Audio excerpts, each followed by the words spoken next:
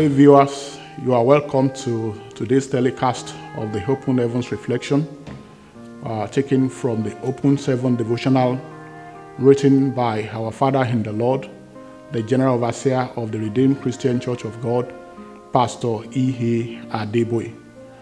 I am Akintayo, the pastor of the Redeemed Christian Church of God, the Place of Restoration, based in Islington, North London. Our topic for today is how often do you fast? Our Bible passage is taken from Matthew chapter 6, verses 16 to 18.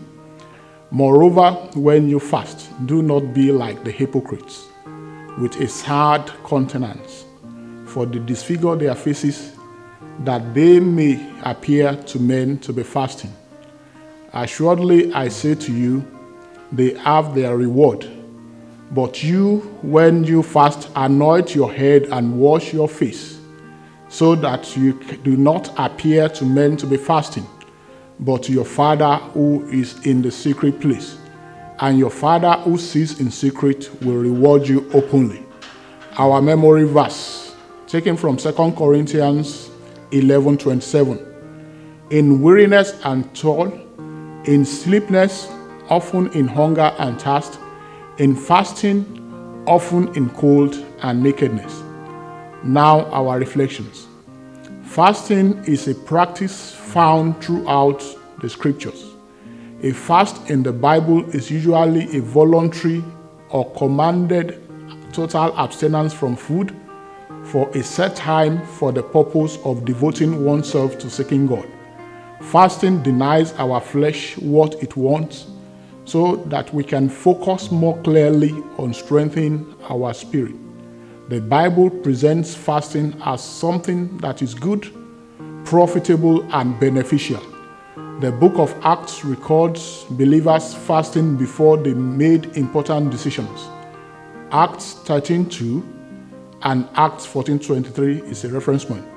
Therefore, we can say that fasting is necessary when you want to make critical decisions like ministry and a choice of a life partner. It is also necessary to declare a fast when you perceive danger. For instance, Esther called for a fast to save Jews in Esther 4:16. This was also the case for Paul and Daniel. Fasting and prayer are often linked together. Luke 2:37 and Luke 5:33 is another reference point for that. The purpose of fasting should be to take our eyes off the things of the world to focus completely on God. Fasting is a way to demonstrate to God and to ourselves that we are serious about our relationship with Him.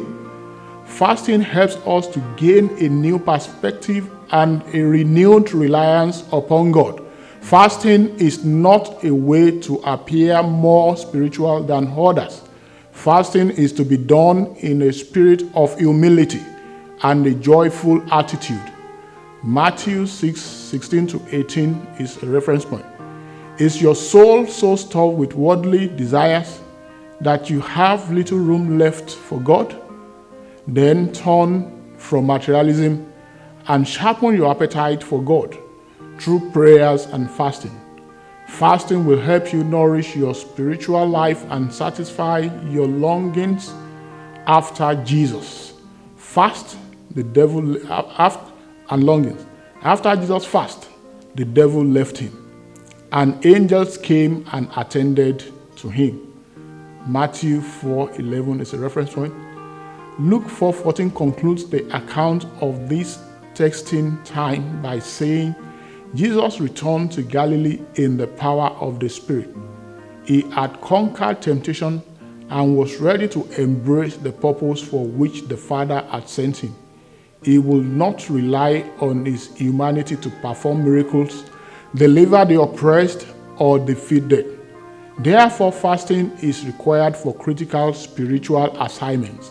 Fasting was a way to declare mastery over the human nature, so that he would live every moment directed by the power of the Spirit. Luke 10:21 is a reference point. He set the example for us who are not in the realm of the flesh, but are in the realm of the Spirit. Romans 8:9 is our reference point. If the Son of God did not rely on his flesh to live in obedience to God, then we can't either. Our action point: stop talking about your plan to fast. Just go ahead and fast. You can start with 1 day per week. God bless you. See you next time.